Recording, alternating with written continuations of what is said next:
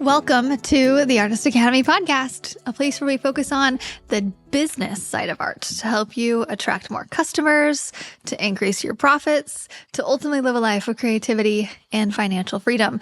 I am your host, like always, Andrea Earhart, and today I have another interview for you, Maggie Sackmann, and this is continuing on myself just delving into canvas artists and how they're selling collections and just the marketing behind that. And Maggie was a really great information giver. I don't know how to word that. And you could just tell when somebody's so wholesome. She's fairly new into it. Not really. I mean, she sells mini paintings a year at pretty great prices. I think they're around like 2,000 plus 3,000, something around there.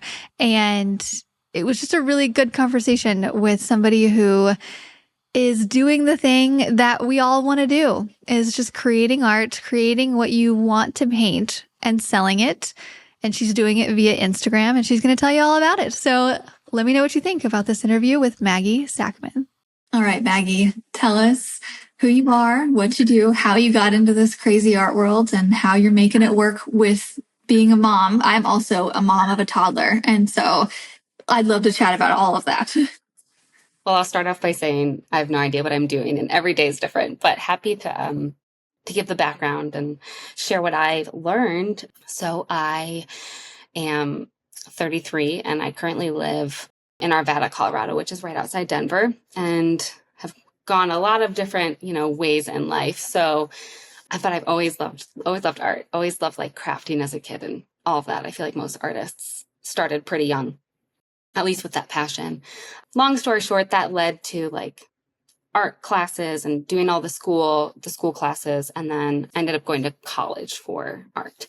So I have a degree in studio art from University of Texas in Austin, hook 'em. And loved that experience, did the whole 4 years. But like looking back, college is, you're so young in the scheme of things. And upon graduation, I really believed the narrative of like, it's too hard to make a real career out of art. So I didn't go into it, which is interesting. And I went into kind of more of a normal corporate world where I started working for a kids fashion company that was largely built on social media and Instagram. Like it was in the cult kind of following age of Instagram where you could grow just like incredibly fast. So working for that e-commerce business really taught me a lot about the business side of running a company. And little did I know that that was going to like help me so much later on. So anyway, I did that for a couple years. I went even more into the corporate world, started working for a corporate gifting company, which also helped me learn a lot. And then COVID came around. And at the point I was living with my then fiance and kind of bored and started picking painting back up, which is what I specialized in college. And it was just really for fun. But I started posting on my personal Instagram. And long story short, people just started being like, oh, this is great. I didn't know you painted. And people would just kind of start, like friends and family would start asking me to buy some of my pieces. So then I just kind of got back into the love of it, and it slowly evolved into a kind of a side hustle. And I started doing it on the weekends and in the afternoons after my corporate job. And then I made my own like business Instagram and learned a lot from doing that. And then I had my daughter, which is the real thing that led me to like taking it full time. So that was a lot of rambling, but that's kind of where I am now. Awesome. And so I was turned on to your page because I came across a video, and the video is so well done. By the way, I also love making video. And so kudos to you for making video while you have a toddler or a girl. How old is she? She just turned 2 in July. Okay, yeah. Yeah. So yeah, it's definitely an adventure. I love it. Though. Yeah. Mine is 2.5. So yeah. But your videos are so well done. Tell me how you make your videos. Well, I think it's definitely like, if you look, especially like years ago at my Instagram or even like a year ago, there's just definitely been an evolvement. Not all of my videos are at the same level, but I did recently decide to hire a videographer. I took a trip to England, and with the sole purpose of being like, I want to get a videographer to like film me in like a really romantic part of the world, like painting.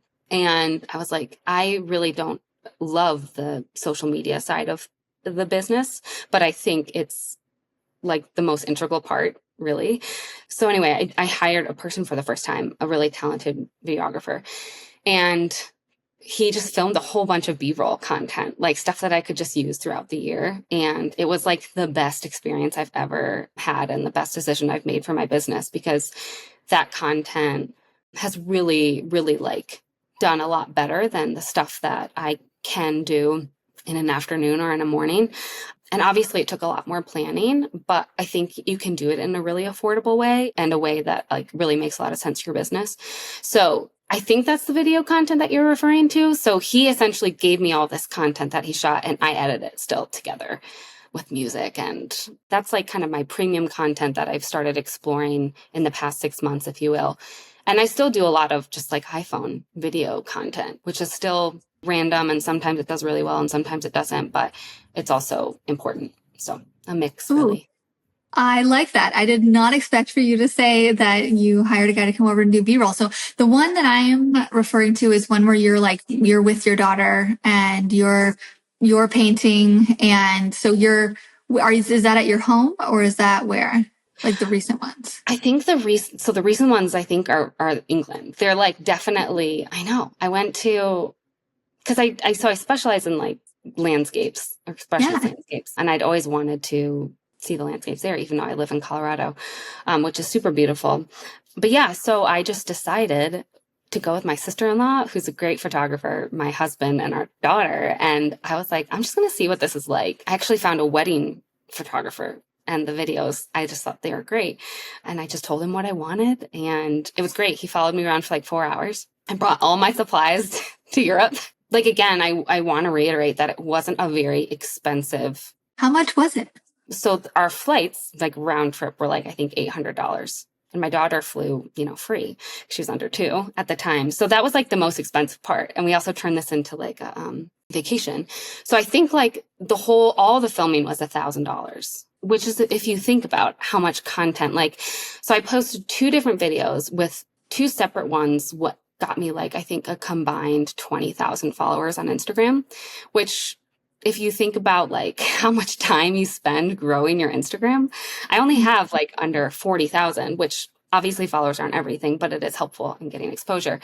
But if you think about like paying that one time, like $1,000 amount to get amazing content that you can use over and over and over again and really build your audience in a fun way, nonetheless, like a trip, I just felt like it was the best, like probably the best use of money that I've made in my business. And yeah, so.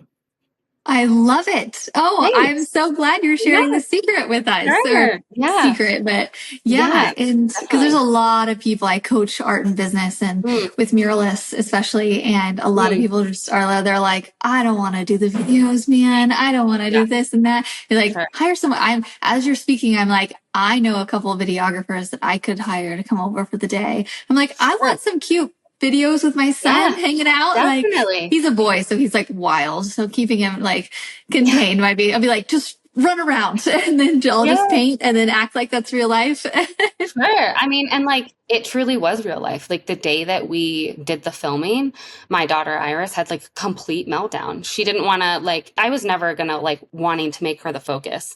But I think like out of all the content that this amazing videographer, David Light Painter is his name, if anyone's interested, he like maybe got like 30 seconds total of her because she was just like having a bad day. She was jet lagged. Like, so it was very realistic of having then 18-month-old or 20-month-old, whatever she was. But yeah, it was like such a great experience. And I've really realized that Instagram, to me, the algorithm is really shifting toward like quality over quantity. So I try to keep that in mind. Again, obviously, like I don't have a videographer all the time and I'm not always in the state of mind to even want to like go and do all of that. But having that B-roll available to me in my phone to post like really beautiful content that really tells my story. Yeah, great asset. Ooh, Okay, I'm doing this. I'm totally stealing this from you. Oh, no, please do it. You've inspired me. I hope everyone does it, especially for those people that like really kind of dislike the grind of posting and creating content. Yeah. Okay. Let's talk about your art Yeah. now that I've gotten past this. Okay. This is so great. I'm like, my mind is spinning, but so your art. So you've always been into landscapes? Actually, not really. I started out as like more realism. So lots of figures, lots of portraits. And that was what I thought that I would always do. But then I started just kind of having a little bit more fun with painting, like during the kind of COVID period. And that's when I really explored more like an expressionist vibe, and landscapes just felt like natural for me, because I am so inspired by nature. And like, I always say that I'm really inspired by like the most romantic color palettes in nature, and like kind of a very feminine take on nature, if you will. So it just kind of like evolved. I wasn't really trying to be like, I'm going to be a landscape painter. And some of my stuff is even like, sometimes, not a lot of it, but some of it is very abstract, and you like could be like, is this a landscape or is it not? So I don't really necessarily call myself a landscape painter, but yes, it's certainly evolved to that being my like primary focus. Yeah. As soon as you said that you went and you studied art, I was like, I can see that. I can see it in your colors that you use in your palette. And how long does one painting take you? Like one, maybe like 30 by 40 is. Yeah. I mean, it so depends. I always say that the best paintings take the least amount of time, which is funny. I just think that the ones that I'm really good at, like my work is super gestural. And if you know oil paintings, starting to layer oil paintings when you're working with really thick paint can get really muddy and messy really quickly. Sometimes like a big painting, like let's say a 30 by 40 painting, will only take me like 8 hours. That's like a short one. And then other times it'll take, much longer. I'll spread it out over a month. And not to say that the ones that take me a lot of time aren't some of my favorite works. I just tend to like the less overworked pieces myself. But yeah, it really ranges. I know that's not a good answer, but No, it's great. yeah. I think it's relatable, and everything that you're saying, you're like, I like, because I was, as soon as you said the least amount of time is your favorite, a painting of mine popped in my head where I'm like, yeah, this one that I like dripped glitter down and just like played with it, and it took like 2 hours. People are like, oh, that's so good. I'm like, this one really? Yeah. Yeah. But I actually like it too. And pricing really becomes hard when it comes to that type of thing, because you have to like stick to your guns about, at least I find that it's just easiest to stick to your guns and base pricing off of the size of the pieces versus like how much time it took you, which can also, I don't know what other artists do, but that's how I do it. I like always do it by size, no matter how long it takes. Okay, so you price by size. So what is your pricing by size? Like, do you have a set amount per detail? It's basically like by square inch, and it's a sliding scale. So the smaller the painting, the higher the dollar amount per square inch. So it could like be like, for a small painting, it could be like $3.50 per square inch. But if it's like a big painting, like a 40 by 60, it could go down to like, $175 or $150. I don't know exactly what my calculations are off the top of my head, but it's like a sliding scale, and like the bigger it is, the lower the cost per square inch. Okay. Where are you finding your customers, or how are they finding you? Like 100% on Instagram. Oh, yeah, 100%. I mean, well, maybe not 100%, 95.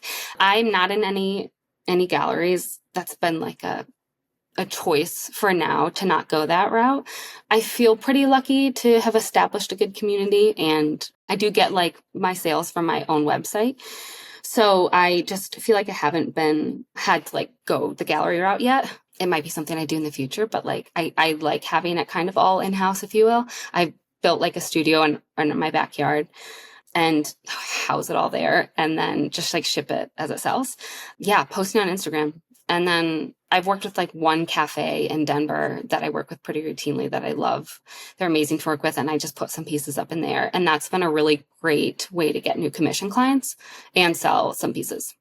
Do you mostly work on commission basis, or do you just paint what you want to paint? Or It's like a 50-50. I would prefer to not do so many commissions. I like painting my own collections better. It's easier, frankly. And less pressure. And I think that you can tend to see that in the work. It tends to just be like more me, I guess, or like sometimes with commissions, people have very specific ideas and it's hard to totally blend exactly what they want with your own vision. But sometimes it also ends up being like the best piece you've done. So I love commissions and I do love the financial stability of commissions. So I try to book out like a couple months with commissions and then I release a new collection. I try to do one every 3 months of around 8 to 10 pieces. Oh, okay. Wait, I love that idea. 8 to 10 pieces every 3 months. Yeah. How many hours do you spend painting a day? Are you home with your daughter? Yes, I'm home with my daughter. So after I had her, I just like really could not fathom going back to work. And I was like, I'm going to make this a full-time thing if it's the last thing I do. It was just like the universe came together. I posted one reel that was not special and not filmed by a videographer. It was a flip around painting of me like sharing, and it was like my 3rd month of doing Instagram religiously, and it got like 2.7 million views, something ridiculous. And it got me like, I think it was like 15,000 followers from that one post. And from there, that like definitely helped me do this full time. So from there, I paint basically when my daughter naps, which right now looks like 2 hours a day, like always consistently 2 hours a day. And then my husband often takes her for a little bit a day. And then like my mother-in-law will come over once a week and my sister-in-law will come over once a week. So it's definitely like a team effort. So I say 2 to 4 hours a day. I definitely paint on weekends too. Like I don't really take days off, if you will. And then I do all my admin work at night. Nice. Okay. So, yeah, it definitely takes a village. I'm glad that you have that village yes, and can do that. I know. I'm very, very lucky. I really like to get out of guests what your special sauce is. And so I feel like video and just finding your style is a mixture of your special sauce in this. But can you think of anything along the lines that you would think something that you're doing really well or that you really enjoy that you can pass on to listeners? Sure. Well, I think you mentioned like finding your own style, I think is the most important thing. I see a lot of like artists doing the exact same thing on Instagram. I'm always shocked by it, like trying to replicate someone else. It just like always is so bizarre to me because that's already someone in the market that's like you're competing with. So I find that I don't really like see my style anywhere else, and why I don't talk about my style too much, and why I post process videos, but nothing that is like super clear as to like, how do I do this? So I think like holding your style close, perfecting it, evolving it, and believing in it and like really pushing it is probably the number one, like followed by just like leaning into the cringe. It's so cringy to like post all these things about yourself, especially if you're just like, I don't think I post on my personal Instagram more than like 5 times a year. And it's normally something about my child. So like, it is weird for me. And just getting over that imposter syndrome is really important.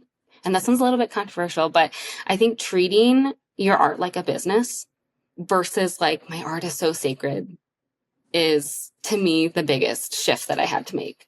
There is a really big benefit to painting what your followers want to see, like what color palettes they're responding to, what type of landscape, at least for me, like sells the most or resonates the most. And that's kind of the hard like realization to come to if you don't want to, jeopardize your art.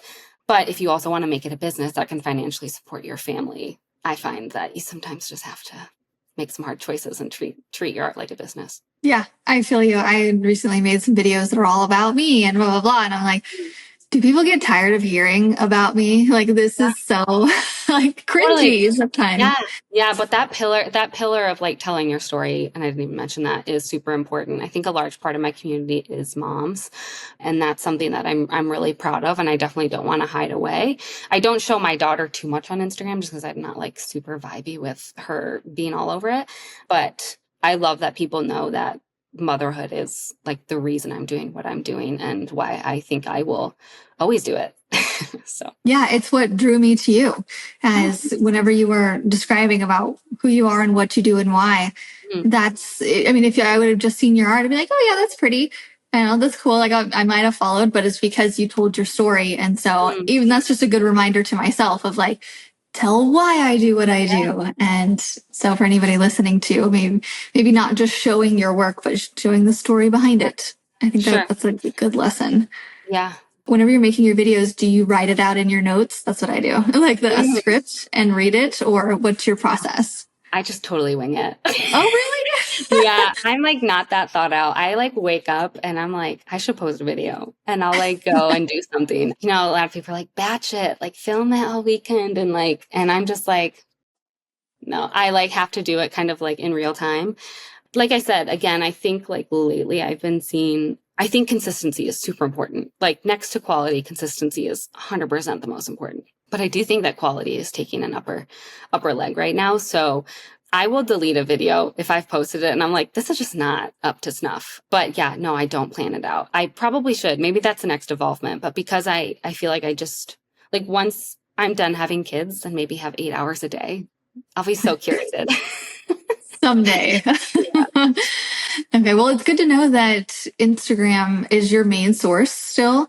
And it's just because I hear a lot about like, oh, it's so hard to grow on Instagram, the algorithm, blah, blah, blah. And I'm like, yeah, but are you playing the game with it? Like, you're right. It's just, you got to Right. be cringy. You got to play the game. You got to do the things. Even it's not that bad. At least I always try to compare it to like, at least I'm not, a roofer and out there and really hot, like up way high. I don't like heights. And so Sure. I'm like, Oh, yeah, that that's fair. I'd rather do this. Yeah. Oh, I know. It's a great reminder. I mean, if the worst thing you have to do is like smile and film yourself and your neighbors might be watching you, it's a little awkward. That's not that bad. Like you said, you could be, I mean, before this, I was working 10, 12 hours a day at a computer. And so now I would not trade it for anything really. Yeah. I want to go back to the collections that you make because I'm really interested in making collections. And if I could get out, you said it was 8 to 10 every 3 months? Yes. Generally. Okay. I mean, sometimes I'm like really vibing and I'll add an extra piece, or I'm not vibing and I'll take away a piece. So yeah. Do you make them all available at once, or do you, as you create them, like how does that work in the back end? So I started doing this really consistently, maybe like a year ago, meaning moving from like one-off listings to collections. And I'll occasionally still list a one-off piece, I will say. But yeah, the collections, I basically give myself a couple months to work on them and I release them all at once to email subscribers or newsletter subscribers. So they get early access. And then it just like makes the whole thing easier to market, easier to deal with all the shipping and the logistics. But really like it came down to like, I just want to market this fully, extensively, one time every 3 months versus constantly like bombard my followers with new posts all the time. And it definitely helped with sales, like for sure, letting people rely on like this date that they knew was coming and this time that they knew was coming. So yeah, it's definitely helped with like the business growth too. Okay. So specifically, like say you have a collection, or actually your current collection that you're working on right now. Do you have one? When is it going to be out? When do you start letting people know? What are kinds of things that you do? Do you put it in your posts and your emails? Like how Sure. far out? So yes, I have a collection called the Drift series. It's coming out a month from today, September 26th. And it's focused around like landscapes with water in it. So lots of coastal stuff, but also some mountainscapes with water in it, bodies of water. So I start teasing it as soon as I start a single piece from it. So like it starts sometimes like 2 or 3 months before the collection actually launches. And every time I complete a piece or I'm working on a piece from that collection, I add something about this piece is launching with this collection come this date. It's only available to newsletter subscribers. So like sign up if you want access. So basically it's like off and on, like 3 months of content or something that I'm sharing around the collection. So you can't miss it. It's like, several posts a week about this collection that's coming. And I just find I can also get a really good gauge of like how it's going to perform because people either respond well or don't. And I like posting about it while I'm in the early stages of it because it does help me direct my focus on what size to work on, what color palette are people resonating with most, like what post is performing the best. And then, yeah, I kind of use all of that information. I do polls to try to get gauges of what people are, wanting to spend. Are they wanting like small pieces? Are they wanting large pieces? Yeah. And then like the last 2 weeks, I'm really honing in a lot of posts, giveaways, like anything I can do to amp up people knowing about the collection I'm doing. Love it. Love all of this. And I hope everybody's listening just can see how much effort you're putting behind it rather than, you've made a couple paintings and then you put them on just a little bit here and like you don't get a sale from 2 posts and you're getting discouraged. Like Right. This is a lot of ahead of time plan, like letting people know. So whenever you're posting about it, like when the collection is released, do you have a certain amount of time that it's released for, or is it like until they're gone? And do you usually sell out, or do you usually sell a couple, or?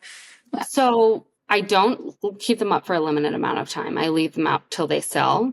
Obviously, some collections do better than others. My first collection of the year sold out in like 24 hours. It was like great. Oh my I was gosh. so excited. Congrats. Thank you. Yeah, it was also, I think, my favorite series I've ever done, which maybe that had something to do with it. Like I was just so proud of the work. But I think it was also like, just like the political landscape was so different. Like things were less volatile. It's a crazy time. So after that, I did see like sales were harder to come by. Collections were not selling out. I feel like I always sell a couple pieces on the day a collection releases, maybe like 50% of the collection within 2 days, which still feels good. And then like things kind of trickle in. And then sometimes like after a while, I will decide to just like sunset the piece or keep it even. Because sometimes like, I love art. So I'll just like be like, wow, I love this piece. I think most of the time, like it's just best to stay the course and the right buyer will come along and to not get discouraged with that. Because there's a lot of times that the piece doesn't sell for a couple months. And that took me a really long time to realize that, especially if you do have a collection that sells out, it's really hard when the next one doesn't, but that's just life. And you just really have to ebb and flow with it. So anyway, no, I generally just keep them up available for as long as they're available. Yeah. Okay. Good to know. And how many sizes do you have at what price points? So do you have like a small, medium, and larges, or do you have mostly one size at what point? So I generally work pretty large scale. And by that, I mean like my sweet spot for sizes is like 30 by 36 or 36 by 36 or 30 by 40s, 36 by 48. Like those are my most popular sizes. And I actually recently did a poll before this recent series to see what sizes people were interested in. And like the vast majority was large, not extra large, not medium. They wanted this kind of like large range. So generally I do that. I like to include a couple small pieces in every collection. And by small, I mean like 12 by 16, not like minis. I generally stay away from extra large pieces unless they're commissions because they're so expensive to ship. And I think that people get a little like, they just kind of back away when they see it costs that much to ship.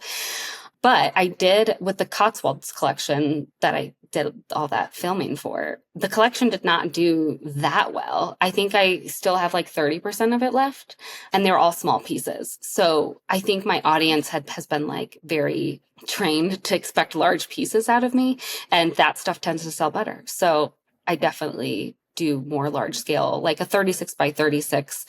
I think I list it for like $2,900 or $3,000. Yeah. So my commissions are more expensive than the ones that I sell online. So I always, tell my customers if they really want a piece, like buy it online when I launch it. And I frame all my pieces, which is a really big piece of advice that I took. I saw a huge uptick in sales when I framed my pieces. And I include free shipping over $1,000 when you buy something like from a collection. So commissions, they don't come framed. Shipping's not included, but people, I think, tend to pay more when they're getting exactly what they want, built for them. Yeah. Okay. Where do you get your frames, and do you pick the frames or does the customer? So I work with an incredible local framer. I think his company's called Glasswood. So if you're in Colorado, like he's worth the drive. He's in Englewood. So I do all of my commission framing through him, and his quality is just insane. He has like every wood that you could think of. So if someone wants something unique, I go to him. And then I love Florida frames for, if anyone uses them, for just like my collections or stuff that I release in series. They're really beautiful. They're real wood. And I found that they're like the best value for the quality. Florida frames? Florida frames. You order those online? Yep. What colors do you usually do? Yeah, I mean, I love their natural wood. I think this upcoming series will be all in that because it's more coastal, but I also love their gold. It's really beautiful. I think they source all their wood from Italy, and I just find that, yeah, their customer service is great.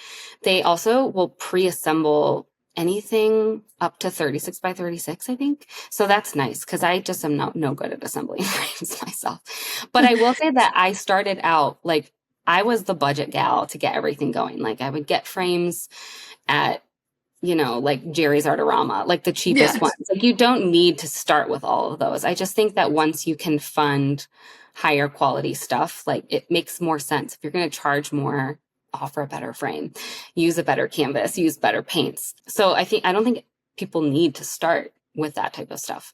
But I will say Florida frames, I think, is a good balance. It's cost effective and it's good quality. Yeah. Okay, great. Yeah, I think that's such good advice to have quality frames with quality paint, with quality art that you're charging premium prices for. It just makes sense. Yes, right. Love it. Okay. Any last words of wisdom? I know you have to get off here for childcare reasons, and so do I. But